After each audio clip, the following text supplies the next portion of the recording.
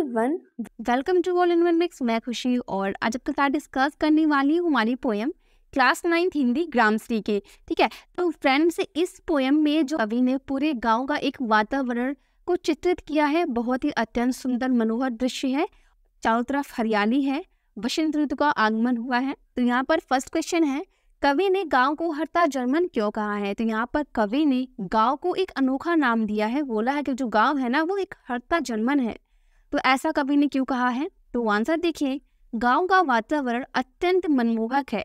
यहाँ प्रकृति का सौंदर्य सभी लोगों के मन को अच्छा लगता है, इसलिए कवि ने गांव को हरता जर्मन कहा है। जो वातावरण है वो अत्यंत सुंदर है, मनोहर है, लोगों के मन को मोह लेता है। उनका जो मन है वो अच्छा सा हो जाता है, मतलब उन्हें सब कुछ अच्छा लगता है। वहाँ पर वो सभी हरियाली और मौसम को देखकर लोग जो है खुश रहते हैं। तो कवि ने इसलिए गांव को हरता जर्मन कहा है। और फिर सेकंड क्वेश्चन है, कविता में किस मौसम के सौंदर्य का वर्णन है? तो हमारी इस कविता में कवि ने कौन से मौसम का अत्यंत सुंदर जो चित्र है वो प्रस्तुत किया है? तो आंसर देखिए, कविता में वसंत ऋतु के सौंदर्य का वर्णन है। इसी ऋतु में पेड़ों से पत्ते गिरते हैं और उन पर नई कोपले, पत्तियां, फल और फूल आने शुरू होते हैं।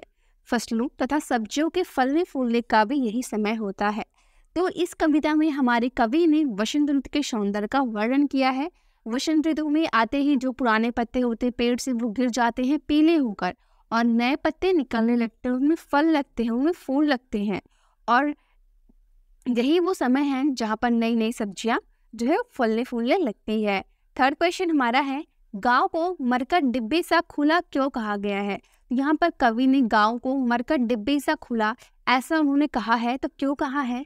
आंसर देखिए, मरकट पन्ना नामक रत्न को कहते हैं जिसका रंग हरा होता है।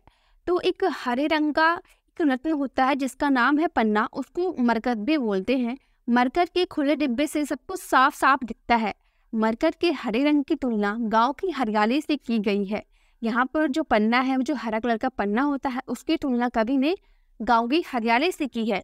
गांव का वातावरण भी मरकट के खुले डिब्बे के समान हरा भरा तथा खुला खुला सा लगता है, इसलिए कवि ने गांव को मरकट के डिब्बे सा खुला कहा गया है। यहाँ पर जो मरकट होता है उसका मतलब होता है एक हमारा रत्न, जिसको हम सब पन्ना बोलते हैं। जैसे कि बहुत सारे नवरत्न होते हैं, रूबी होते हैं, हीरा होते हैं, ठीक है। तो वैसे एक पन्ना नामक रत्न होता है जो हरा कलर का होता है, कवि ने उसी की तुलना गांव से की है। फोर्थ क्वेश्चन देखिए, अरहर और सनई के खेत कवि को कैसे दिखाई देते हैं?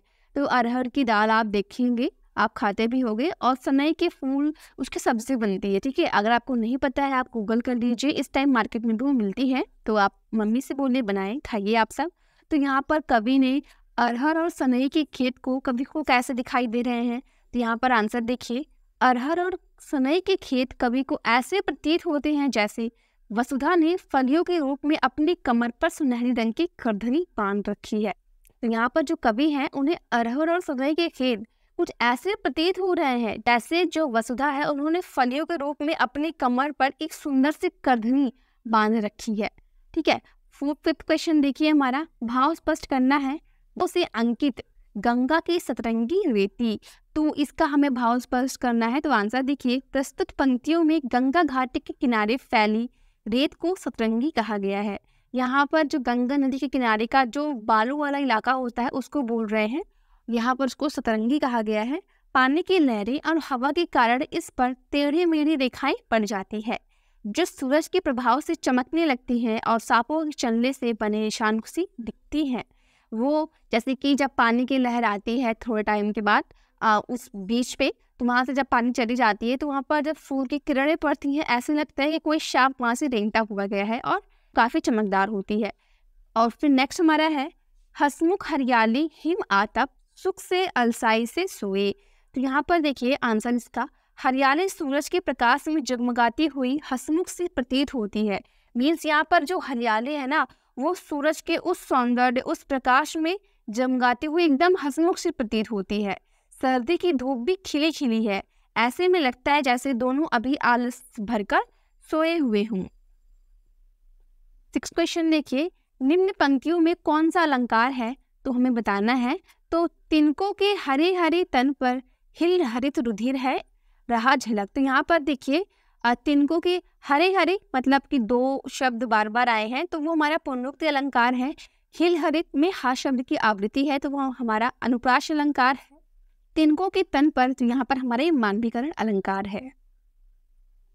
सो फ्रेंड, हमारा 7 क्वेश्चन है, इस कविता में जिस गांव का चित्रण हुआ है वह भारत के किस भूभाग पर स्थित है? कवि ने उस गांव का चित्रण किया है जो हमारे उत्तरी भारत में गंगा तट पर स्थित है। ठीक है, जैसे कि हमारा ये उत्तर प्रदेश का इलाका है और ये पश्चिम बंगाल होते हुए बंगाल के खाड़ी तक जाता है, तो ये हमारा उत्तरी भारत है। ठीक है, जहाँ पर गंगा का तट है, जहाँ पर गंगा नदी बहती है, तो उसी के तट के किनारे के किसी गांव का चित्रण कवि ने किया हुआ है। सो फ्रेंड, अगर आपको इसका पीडीएफ चाहिए ज्वाइन करें हमारे टेलीग्राम ग्रुप को, लिंक डिस्क्रिप्शन बॉक्स में है। मिलते हैं फिर, राधे राधे।